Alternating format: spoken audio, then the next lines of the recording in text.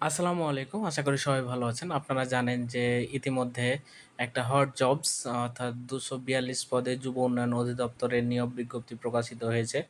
আ চলুন আমরা হচ্ছে আ আ কি যোগ্যতা লাগবে এবং কতটি পদ আছে সবগুলো দেখি। এখানে দেখতে পাচ্ছি সহকারী উপজেলা যুব উন্নয়ন কর্মকর্তা। পূর্ব পদের নাম ছিল ক্রেডিট সুপারভাইজার। পদ হচ্ছে ২৪২ টি। হিউজ একটা হচ্ছে পদসংখ্যা যেখানে প্রচুর আ আ প্রার্থী নেওয়া হবে।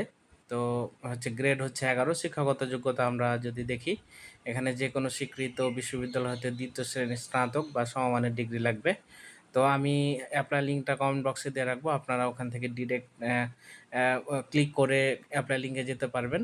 আর ভালো লাগলে ভিডিওগুলা আপনারা শেয়ার করবেন। আর আমার চ্যানেলটি সাবস্ক্রাইব করবেন। পরবর্তীতে আপডেট আমরা জানিয়ে দেব ইনশাআল্লাহ। তো ভালো থাকবেন, সুস্থ থাকবেন। আসসালামু আলাইকুম।